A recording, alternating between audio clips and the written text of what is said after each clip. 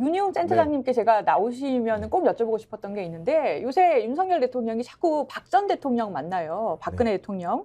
그러니까 10월에도 만났고 11월에도 만났고 이틀 전에 그 용산으로 불러서 관저에서 점심 드셨더라고요. 근데 이게 총선에 박심이 도움이 됩니까? 실질적으로 뭐 어떤 뚜렷하게 도움이 명확히 된다고 보기는 어렵죠. 사실은. 왜냐하면 박근혜 전 대통령이 이제는 과거처럼 뭐 그런 콘크리트 지지층 기반을 가지고 있는 것은 아니기 때문에. 그렇지만 되돌려서 보게 되면 윤석열 대통령이 처한 상황이 사실 그만큼 다급한 상황이라는 것을 보여주는 것입니다. 왜냐하면 윤석열 대통령 지금 지지 기반이 굉장히 허약해지고 있다라고 하는 평가들이 있잖아요. 보게 되면 뭐 중도층이 상당히 민심을 이탈했고, 중도층 같은 경우 보면 정말로 보면 뭐 대통령 지금 국정평가를 해서 잘한다라고 하는 응답이 30% 초반대 중반대 나오잖아요. 그러면 중도층에서는 한 20%밖에 안 되는 거예요. 네. 중도층 평가할 때는 거의 평균치는 맞아져야 되는 것이 일반적인 것이거든요. 그런데 그럼 보수층은 굉장히 강고하냐? 그것이 아니라 보수층도 보면은 전체 한 60% 내외 정도가 윤석열 대통령에 대해서 잘한다, 일을 잘한다라고 긍정평가를 하고 있어요. 네. 통상적으로 안정적인 일반적인 시기의 대통령들은 그 진영에서는 75% 이상, 80% 가까이를 항상 끊임없이 잘한다고 하는 평가를 받는 것이 일반적인데 한 60% 내외라는 것은 그만큼 보수층도 사실은 제가 봤을 때 흔들리고 있다, 허약해지고 있다는 것을 이제 보여주는 것입니다. 그러면 박근혜 대통령, 전 대통령 계속 만난다라는 거는 태극기 부대의 힘이라도 필요하다? 지금은 뭐 그 힘이 이제 아주 전 센 것은 아니라고 생각하는데 이런 거죠. 뭐냐면 지금 이제 총선이 다가오는 상황에서 뭐 이준석 신당에 대해서 평가절하하는 분들도 있습니다만은 20, 30대에 대해서 저는 이제 여전히 소구력이 있다고 생각하고, 그 다음에 가능성의 하나로 TK 지역에서 공천이 어떻게 이루어지는지에 따라서 상당히 일정 정도 국민의힘에 타격을 줄 수 있는 여지가 있는 정도는 지금 기류가 있는 거예요. 그건 무슨 말씀이세요? TK에서 공천 학살을 하면은 오히려 국민의힘에 해가 될 수 있다? 해가 될 수 있는 거죠. 그것이 뭐 완전히 국민의힘보다 압도적으로 힘이 가는 것은 아니겠습니다만은 일정 정도 의석이 한두 개라도 뺏겨도 국민의힘에서는 손실인 것이니까. 기존 지지층의 오히려 집결을 방해할 수 있다. 그 국민의힘으로서는 이제 타격이 될 수 있는 부분이 있는 거예요. TK 지역에. TK 이제 보수의 상징이라고 할 수 있는데 물론 뭐 대구 출신 분들이 많이 있으시긴 하지만은 그래서 한동훈 비대위원장의 그 등판이 굉장히 빨라진 것도 사실 그 이유가 크다고 할 수 있어요. 뭐냐면은 20, 30대 어쨌든 동요하는 것들 차단하고 이준석 신당으로 가려고 하는 것. 그다음에 TK 지역에서 동요할 수 있는 가능성을 좀 차단하고자 하는 마음이 컸다고 생각하고, 지난번에 보면 한동훈 비대위원장이 TK 대구에 가서 굉장히 강경한 발언을 했어요. 대구 지역이 우리나라에서 어떻게 이제 쭉 얘기를 해왔다고. 맞아요.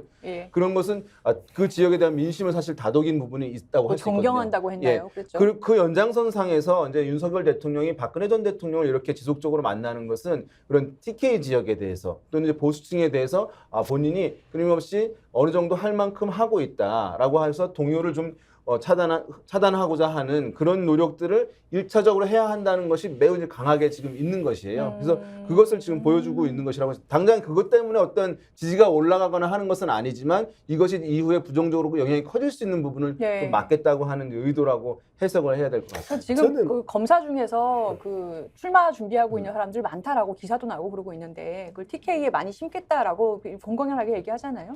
네, 저는 이제 좀 다른 관점에서 좀 볼 필요도 있어요. 윤과 박의 그 만남은 박이 좋아하겠어요? 그 피의자셨잖아요. 수사 받았던. 자꾸 찾아오는 거를 좋아하겠냐고요. 그런데 윤은 계속해서 가야 돼요. 왜? 윤은 이번 총선에서 기여하는 바가 없어요. 존재 자체가 부담이고 존재 자체가 그 간표 요인이에요. 그러면 자기도 정치적으로 뭔가는 해야 되는데 할 수 있는 게 아무것도 없어. 하려고 하면 본인이 수사받아야 되고 부인이 수사받아야 되고 장모는 더 그 많은 수사를 받아야 되는데 본부장 리스크가 있기 때문에 본인이 할 수 있는 정치적 행위, 총선에서 승리할 수 있는 어떤 행위도 할 수가 없어. 오로지 검찰을 통해 가지고 이재명 잡아 넣어라 라고 하는 압력 외에 긍정적인 시너지 효과를 발생시킬 수 있는 내용이 없는데 딱 한계가 있는 거야. 서문시장 찾아가거나 박근혜 찾아가거나. 그러면서 보수 결집이라는 그 중도 확장은 못하지만 떠났던 민심, 보수 민심들 자신을 찍어줬던 이 이직들의 결집시키는 데 있어서 뭔가는 해야 된다. 그리고 할 수 있는 게 서문시장 찾아가는 거하고 박 찾아가는 것밖에 없는 거예요. 그렇기 때문에 저 행위가 계속해서 나오는데 지난해만 해도 그 서너차례 만났었잖아요. 그리고 그 힘들면 서문시장 갔었잖아요. 네, 맞아요. 여론조사 그 떨어지면 떨어질수록 계속 서문시장 갔었잖아요. 대구 아니면 갈 데가 없고 대구 아니면 딱히 환영해주지 않고 환영해줘서 갔는데 뒤통수 맞고 자갈치 시장 가가지고 끝나고 나서 자갈치 그 상인들한테 욕 엄청나게 쳐먹었잖아요.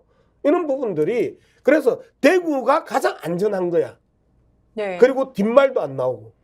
제가 이게 굉장히 좀 서글퍼요. 저도 대구 사람이고 여기 지금 박진영 부원장님, 정계환 대표님 다 저희 고등학교 어디 나왔냐고 서로 확인하고 했었는데요. 대구는 왜 그럴까요? 실제로 이제 모밀감을 느끼는 대구 시민도 많죠. 네. 예전에 제가 김부겸 이제 전 총리하고 한번 만났을 때 이런 이야기 했는데 본인이 한 40% 이상 득표를 했을 때가 있습니다. 그러면 맞아요. 250만 명 중에서 유권자가 한 200만 명 정도 되면 40%면 얼마입니까? 그러면 한 80만 명 정도는 어찌됐든 대구 시민들 중에서도 지금 현재 윤석열 정부를 지지하지 않는 사람들이 이제 있다는 것이죠. 맞아요. 그런데도 네. 이제 도매가로 넘어가서 마치 수구 꼴통의 본산인 것처럼 이렇게 돼 있지 않습니까?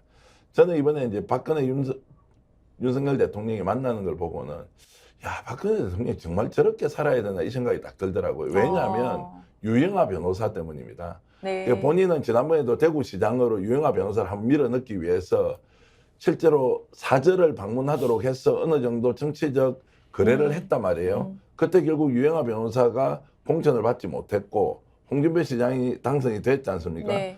이번에도 유영아 변호사를 동행을 했습니다. 그 이유는 뭡니까? 일단 지금 어려운 국민의 윤석열 대통령 내가 돕는 형식을 취할 테니까 내 사람 한 사람 확실히 달서갑에 공천 좀 줄 수 있겠느냐 없겠느냐 또 그런 라는 또 추측을 네. 충분히 하도록 정치적 행위를 한 거죠. 네. 그럼 유영아 변호사가 따라가지 않거나 따라갔단 말이에요. 그래서 이분이 지금 달수구에서 나오겠다고 지금 하고 있는 걸로 보면 이 국면에서도 결국에는 정치적으로 뭔가 딜을 하고 있는 거 아니냐라는 네. 인상을 지울 수 없어서 도대체 저 두 분이 만나서 얻은 게 뭐가 있지?